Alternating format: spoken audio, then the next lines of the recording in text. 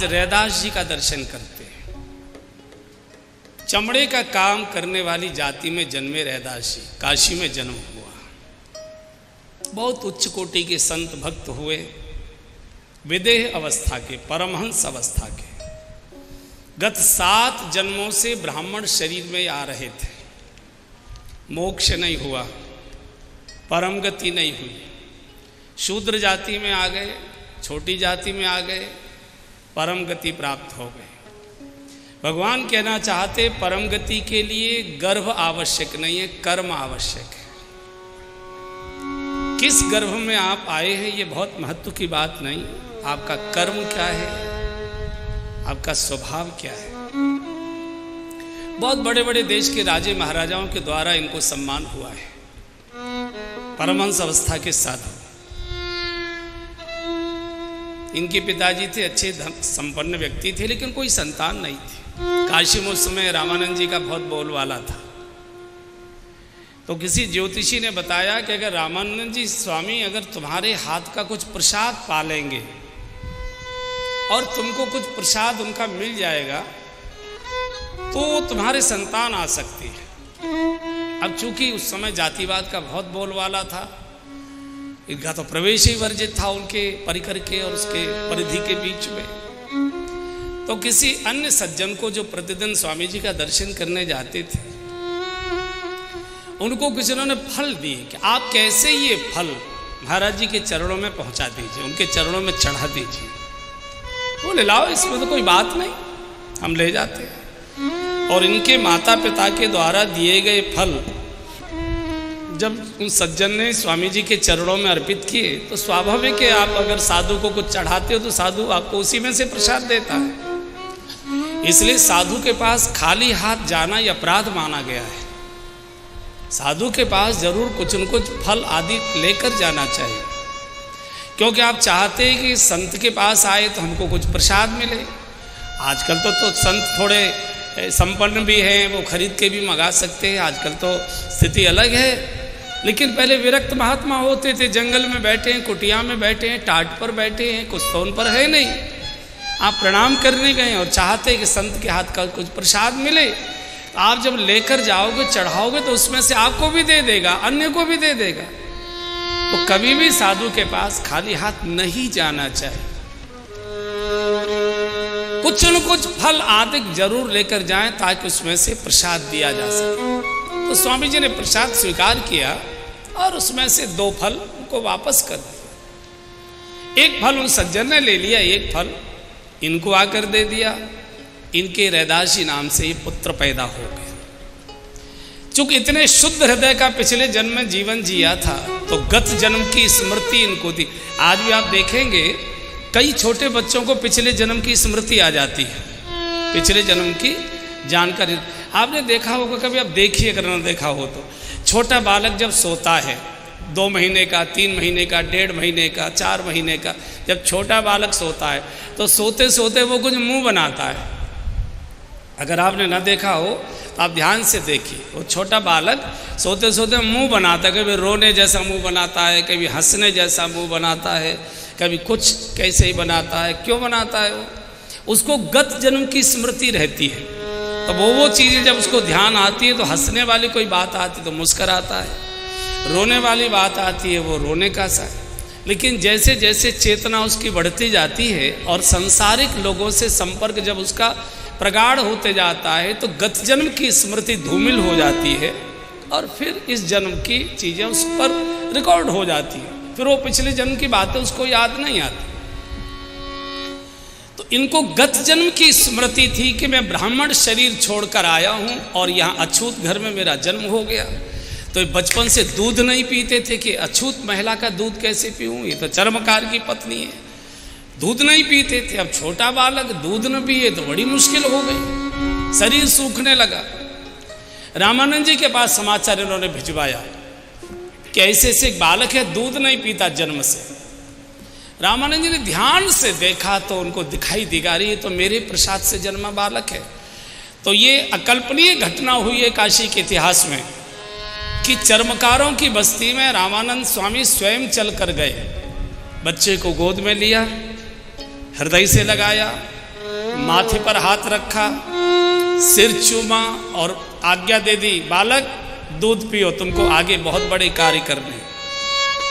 हालांकि काशी की ब्राह्मणों की बस्तियों में हाहाकार मच गया, कोहराम मच गया। रामानंद स्वामी चर्मकारों की बस्ती में चले गए, लेकिन साधु बहुत ज्यादा इसकी चिंता नहीं करता।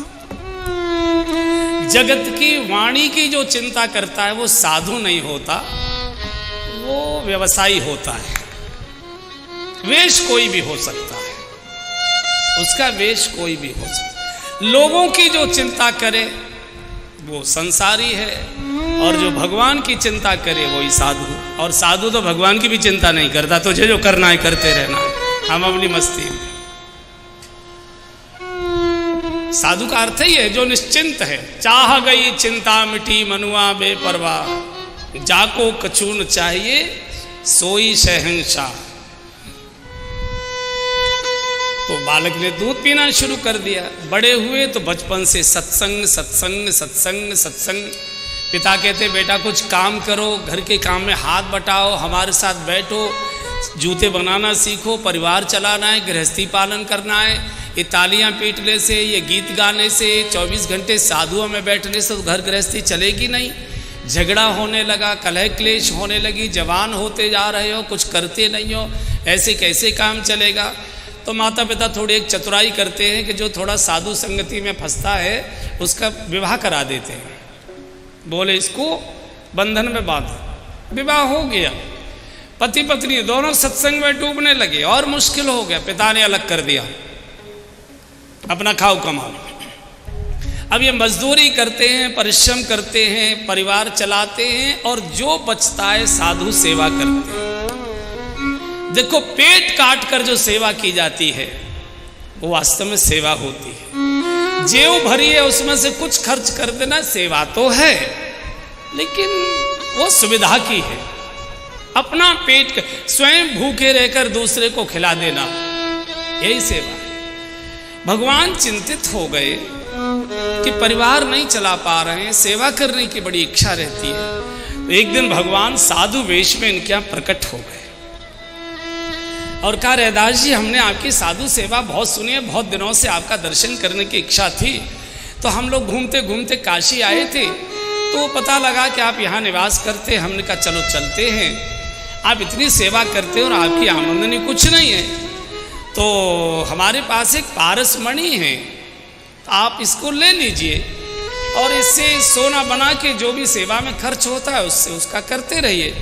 और वो जो रापी होती है चमड़ा काटने की, उसको स्पर्श करके उन्होंने दिखा दिया, बोले सोने की हो गई।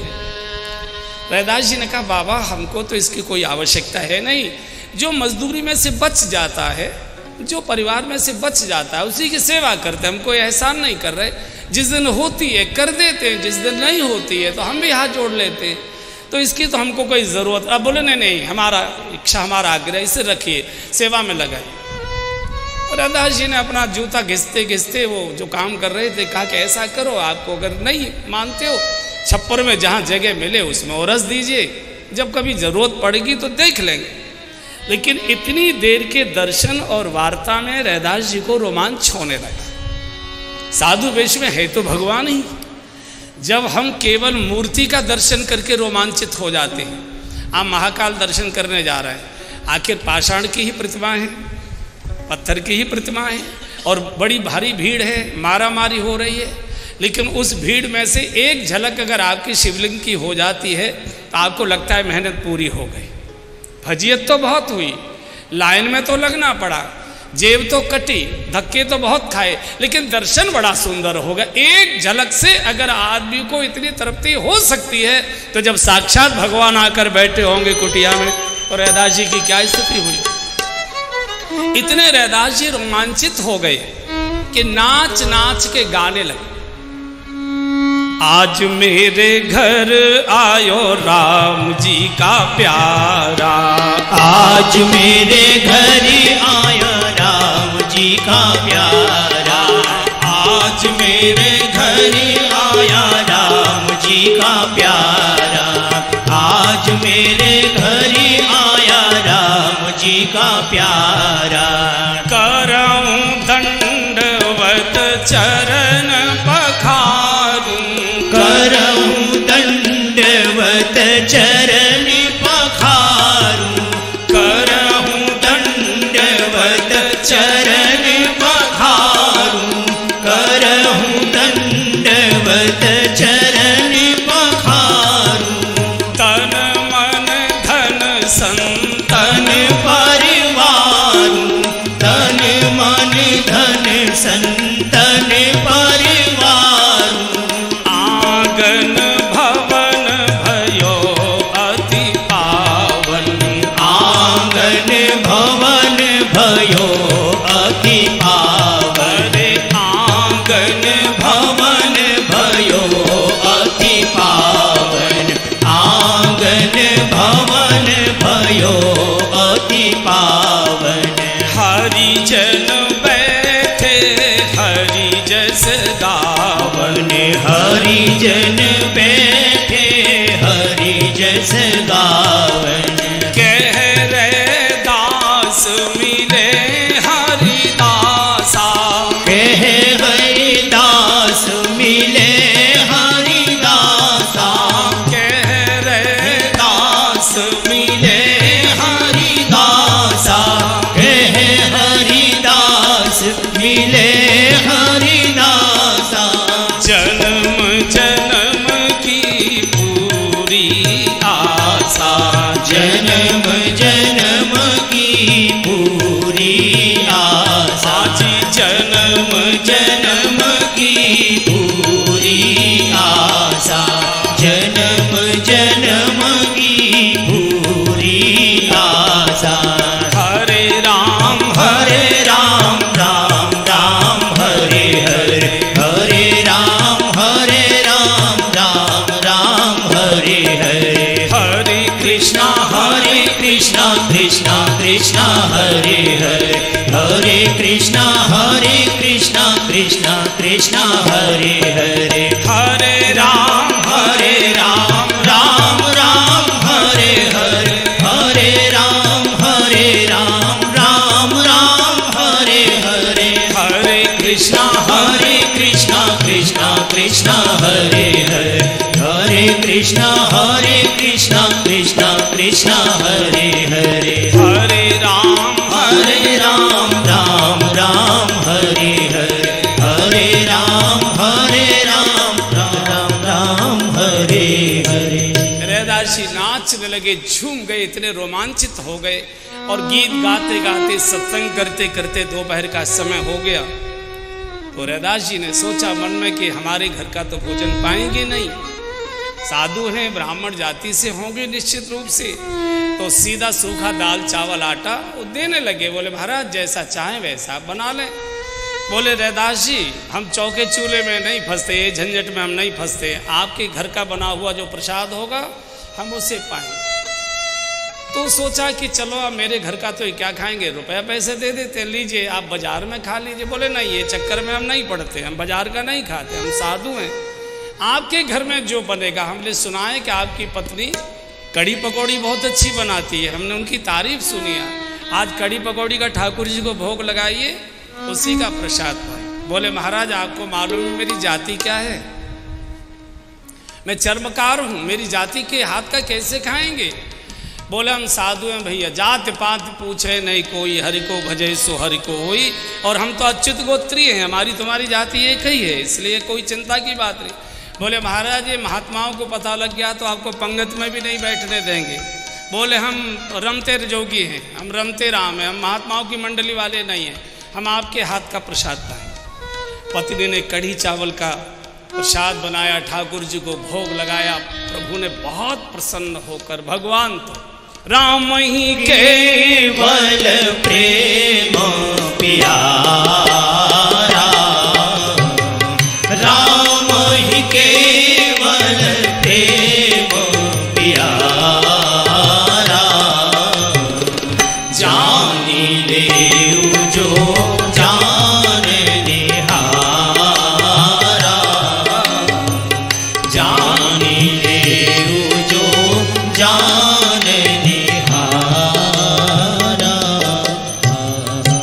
कंद मूल फल सुरस अति और दिए राम कहूँ प्रेम सहित प्रभु खाए बारंबार बखा। ऐसा स्वाद, इतना पेट कभी अयोध्या में नहीं भरा माँ, आज जो तेरे पास बैठकर प्रेम सहित प्रभु खाए। भगवान हाथ नहीं देखते, हृदय देखते। भगवान पदार्थ नहीं देखते, तू क्या लेकर आया है, कैसे लेकर आया है प्रभु ये देखते। क्या चढ़ा रहा है ये नहीं देखते, कैसे चढ़ा रहा है ये देखते। होठ नहीं देखा करते प्रभु, हृदय देखा करते। हाथ नहीं देखते, वस्तु नहीं देखते, भाव देखा करते। प्रसाद पाया प्रभु, चले गए अंतर ध्यान। हृदयदास का मन नहीं लगता, तड़पने लगा। वो स्वामी जी कब आए, कब आए, कब आए, कब आए। 1 वर्ष बाद भगवान पुनः आए, राजी खुशी हुई बैठे। हृदयदास जी, वो हम आपको दे गए थे पारस मणि, उसका आपने कुछ उपयोग किया? अरे बोले महाराज मुझे तो याद नहीं रही, आप जहाँ औरस गए थे। तो देख लो, आप अपना काम करो, किसी और जरूरतमंद को दे दो, हमारा काम चल रहा। इतने में हमारी साधु सेवा हो जाती है, घर गृहस्थी भी चली, हमारा काम चल रहा। भगवान ने सोचा कि ऐसे मानेंगे नहीं तो ले ले, लेकिन भगवान ने एक लीला की। भगवान बड़े कौतुकी हैं। हसे राम प्रभु अनुज समीरा, हसे राम प्रभु अनुज समीरा, परम कौतुकी कृपा दीना,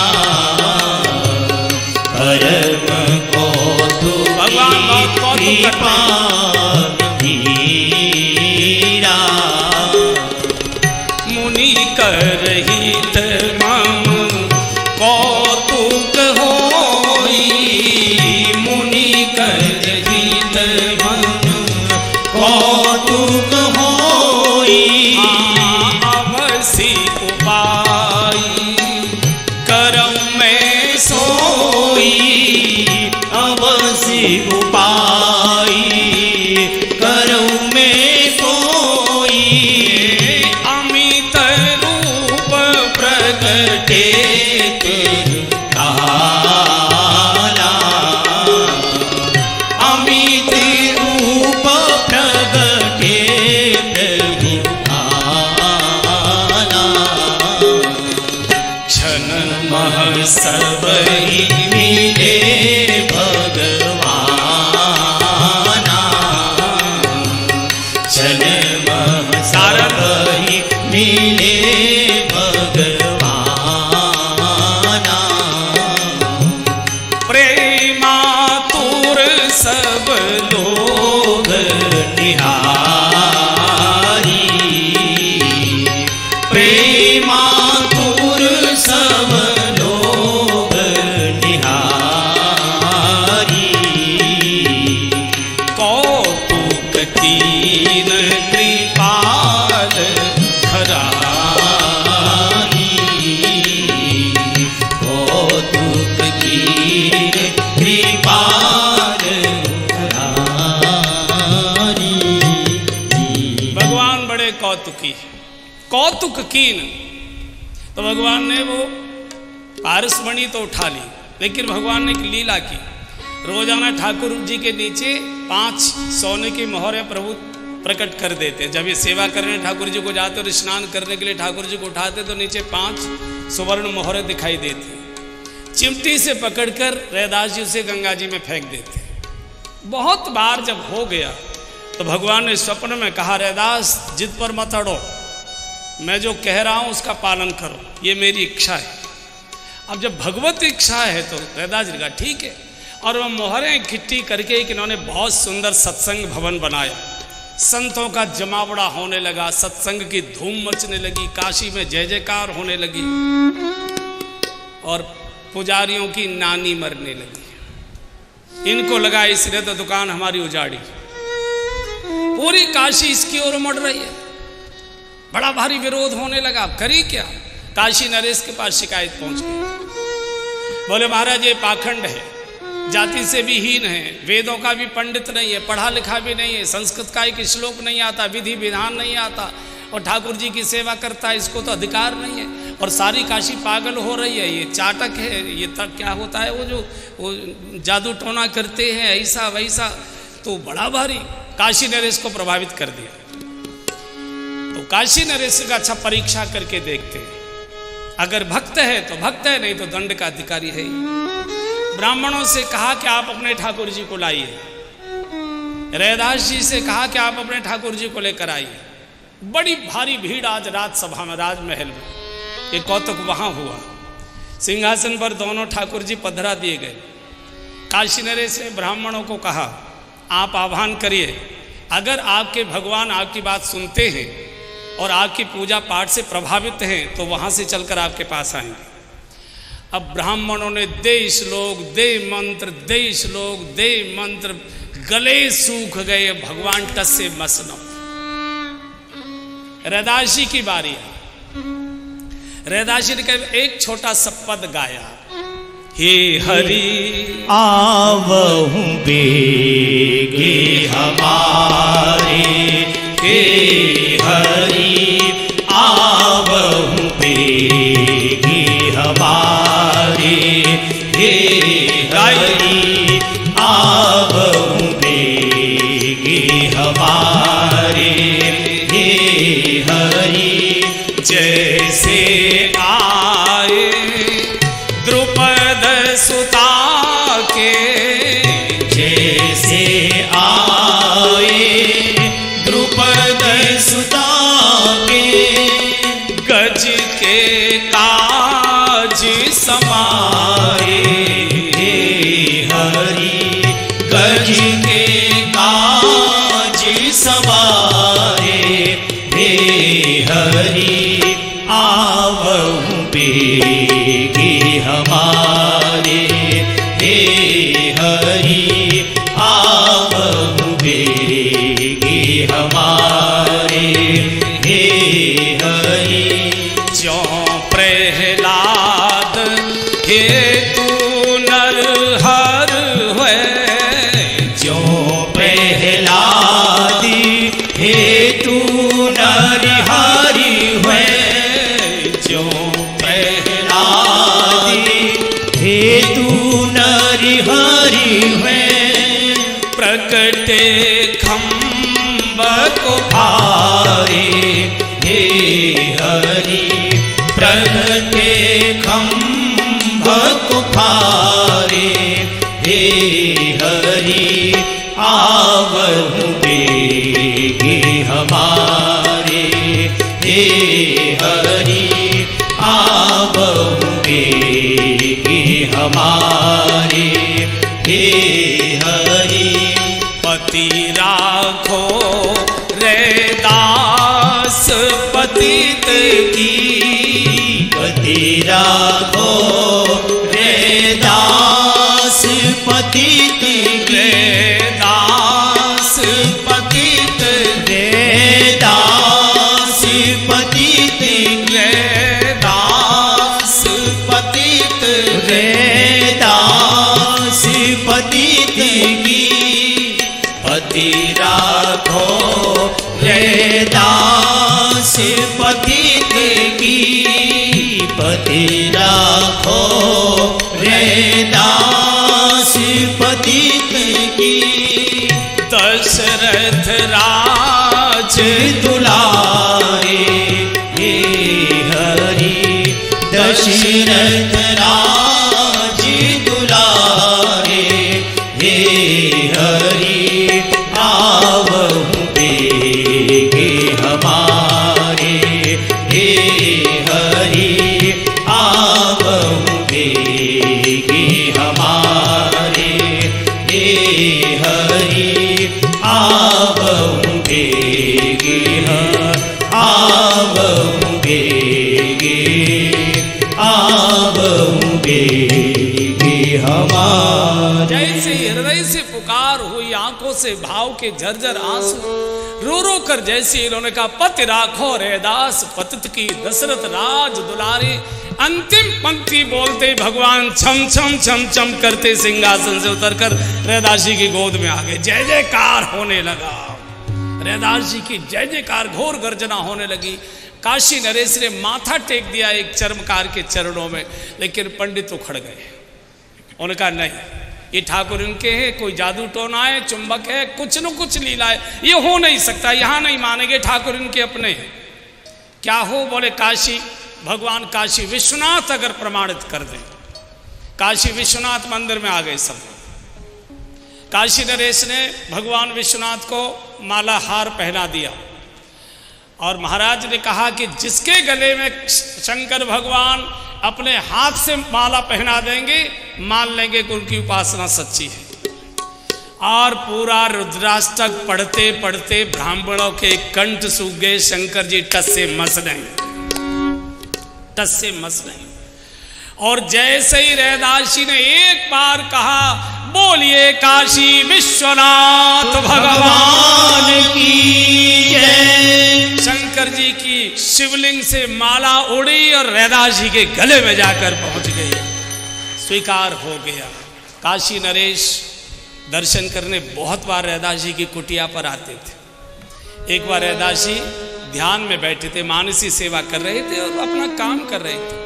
काशी नरेश ने आकर प्रणाम किया, थोड़ी देर बैठे और जब चलने को हुए प्रसाद क्या दे, प्रसाद क्या दे? जो खप्पर में पानी, वो चमड़ा गलाने वाला पानी जिसमें भरा जाता है, एक टोकरा सा होता है ना, खप्पर जिसको बोलते हैं, वो उसमें वो पानी भरा था, वो उठाया अंजुल से और काशी नरेश को प्रसाद दे दिया। ये उस काल की बात है जब राजाओं की परछाई भी देखने को नहीं मिला करती थी, और वो भी काशी नरेश भगवान शिव के अवतार माने जाते।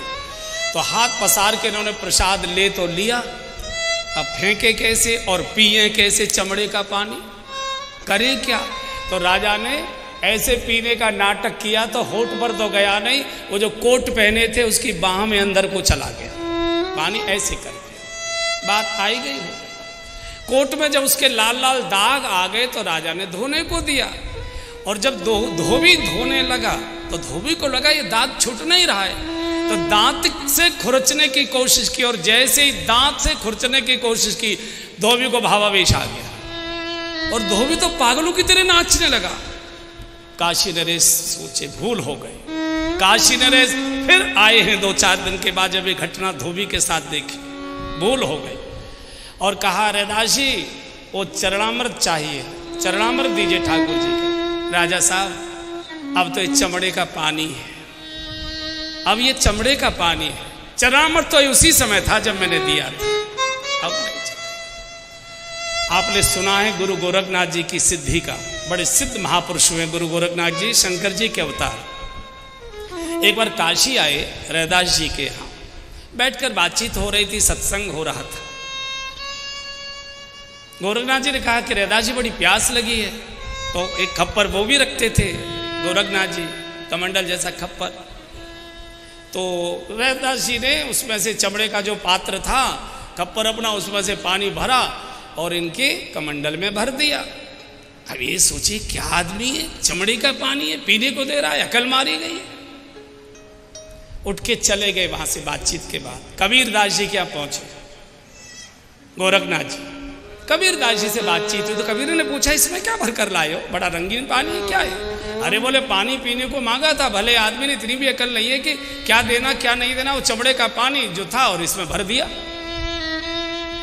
कबीर की लड़की कमाली वहां बैठी थी, छोटी थी उस समय, ये बैठी थी, वो सुन रही थी, और उसने वो उठाकर बालकपन में वो लिया गोरखनाथ जी का जो कमंडल था, गट गट गट करके पी गया। ये चले गए, बात आई गई हो गई। कुछ समय के बाद कमाली की शादी हो गई। शादी के बाद अपने पति के साथ एक कारोबार के लिए मुल्तान आ गई। उस समय अखंड भारत था, मुल्तान में रहने लगे। गोरखनाथ जी का एक बार मुल्तान जाना हुआ, इनके योग की बड़ी प्रसिद्धि थी, पूरा मुल्तान इनके स्वागत में उमड़ा। मुल्तान के सब सेठ साहूकार हाथ जोड़ जोड़ कर थक गए, हमारे यहाँ प्रसाद पाइए, हमारे यहाँ पधारिए। तो गोरखनाथ जी ने कहा कि मेरे कमंडल को जो भर देगा, मेरे खप्पर को जो भर देगा, मैं उसी क्या टिकूंगा और उसी का प्रसाद पा सकता हूँ। बहुत बड़े बड़े धनाढ्य लोगों ने कोशिश करके देखी, लेकिन कमंडल कोई भर नहीं पाया। ये समाचार कमाली को कैसे, जब महिलाओं में चर्चा होती है, कोई ऐसे बाबा आए हैं जिनका कमंडल कोई नहीं भर पा रहा है, तो कमाली ने अपने पति को कहा कि अरे आप बुलाइए महात्मा जी को, हम भरे। अरे पगली बावली हो रही है, हम जुलाहे, जरा गरीब आदमी, हमारे आएगा कौन, और इतने बड़े बड़े धनाढ्य लोग नहीं भर पाए। अरे बोले बुलाइए तो सही, आप बुलाइए, मेरी प्रार्थना आप बुलाइए। पीछे पड़ी, कुछ प्रभु लीला रही होगी। पति ने जाकर कहा महाराज मेरी पत्नी आपका दर्शन करना चाहती है, आ नहीं सकती पर्दे के कारण से, आप कृपा करें तो हमारे आंगन में पधारें और उसकी इच्छा है कि आपके खप्पर का दर्शन करें और खप्पर की सेवा करें। गोरखनाथ जी पहुंच गए। कमाली ने एक चम्मच चावल लिया और जैसे गोरखनाथ जी के खप्पर में डाला, खप्पर पूरा पूरा लबालब भर गया, एक चम्मच चावल से। तो गोरखनाथ जी ने पूछा बेटी तुम कौन हो? बोले मैं कमाली हूं। कमाली कहां से? बोले कबीर जी की बेटी हूं। तो गोरखनाथ जी ने दूसरा प्रश्न किया, ये बताओ कमाली, ये कमाल तुमने कहां से सीखा? ये कमाल तुमने कहां से सीखा? बोले बाबा मैंने कहीं से नहीं सीखा, वो उस दिन खप्पर का पानी पिया था ना, ये उसी का कमाल है और किसी का कमाल नहीं। वो जो आपके खप्पर का पानी था वो मैंने पिया। एक क्षण मुल्तान में रुके नहीं गोरखनाथ जी, योग मार्ग से सीधे काशी आए और सीधे रैदास जी के यहाँ गए। रैदास जी उस समय जूते सिल रहे थे बैठे बैठे, प्रणाम भी करना भूल गए और सीधे पस से नहीं मुंह लगाकर उस खप्पर का चमड़े का पानी पीने लगे। रैदास जी ने हंसकर कहा गोरखनाथ जी अब ये चमड़े का पानी है, इसको पीने से कोई फायदा नहीं। जब प्याते थे तब पिया नहीं, जिन पिया पिया को जान लिया। जब हम आपको पिला रहे थे तब तो आपने पिया नहीं, और जिन्होंने पिया उन्होंने पिया को पहचान लिया। जब प्याते थे तब पिया नहीं, जिन पिया पिया को जान लिया। और भूला जोगी फिले दीवाना, वो पानी मुल्तान गया। महाराज ये तो चमड़े का पानी है, वो तो वहां पहुंच गया। गोरखनाथ जैसा योगी महापुरुष हाथ मलते रह गए। बहुत कथाएं इनकी, बहुत कथाएं। एक पंडित जी थे, इनके पड़ोस में रहते थे, रोज गंगा स्नान करने जाते। जब निकल कर जाते थे, अरे भगत जी, अरे रैदास जी, अरे चलो कभी कभी होली दिवाली एकादशी द्वादशी पूर्णिमा महावस, अरे कभी तो गंगा नहा लिया करो भले आदमी, इसी में घिसते रहते हो चमड़े को, कभी तो चलो। अरे बोले महाराज आप चले जाओ।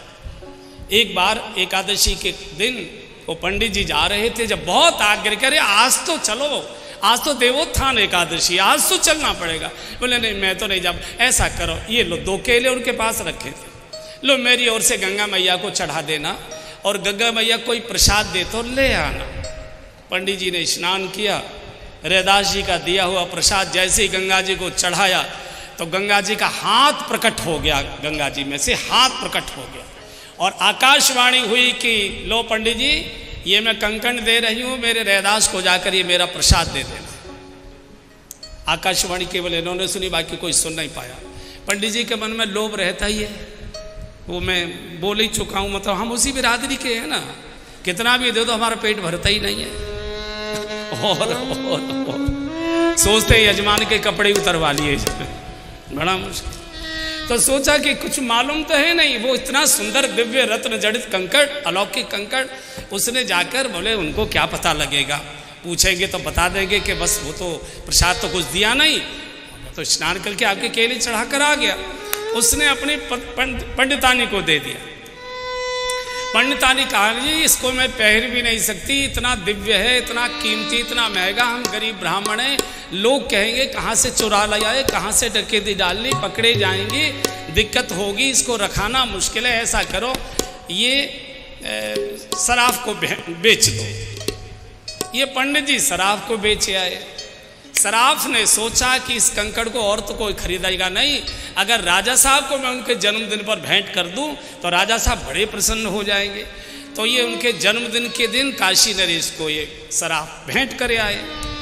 काशी नरेश ने वो पत्नी को दिया, पत्नी ने कहा कि ये दूसरा और चाहिए मुझे, इतना सुंदर एक हाथ में कैसे पहनूं, दूसरा और चाहिए। अब दूसरा कहां से लाए?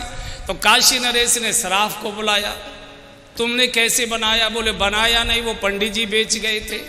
फिर वो पंडित जी को बुलाया गया, तुम कहाँ से लाए? तो बात खुली, बोले वो रैदास जी ने 2 केले दिए थे, वो गंगा मैया ने वो प्रसाद दिया था। तो ये बात फिर रैदास जी तक पहुंची। काशी नरेश और महारानी, पहले महारानी आने को तैयार नहीं थी, जब काशी नरेश का समाचार आ गया कि महाराज आ रहे हैं और वो दूसरा कंकड़ रैदास जी से चाहते हैं, तो रैदास जी ने कहा कि आपको कैसे दूं, हाथ देख कर ही तो दिया जाएगा, कौन सा हाथ है, दूसरा कंगन उनके हाथ में आएगा कि नहीं आएगा? महारानी जी को बुलाइए। रैदास जी चाहते कि प्रसाद भी लेना चाहते हो और अहंकार भी नहीं छोड़ना चाहते हो। तो काशी नरेश के साथ महारानी जी भी आई। तब हाथ जोड़कर काशी नरेश ने कहा कि रैदास जी, ये कंकड़ हमारी महारानी को बहुत पसंद आया है, अगर दे सकते हो तो एक और दे दें, और जैसे का एक और दे दें। काशी नरेश और सारे समाज के सामने रैदास जी ने अपने उस पानी के, चमड़े वाले पानी के कठौते में हाथ डाला और कहा, मन चंगा तो कठौती में गंगा, हे मैया अगर आप मेरे मन में वास करती हो तो मेरे कठौते में प्रकट हो जाइए। और कठौते से दूसरा आ गया कंकड़ हाथ में, पूरा का पूरा जय जयकार हुआ। ऐसे दिव्य अलौकिक शक्ति वाले रैदास जी रामानंद जी के बड़े प्रमुख शिष्यों में से रहे। पूरे देश में इन्होंने भक्ति का प्रचार किया।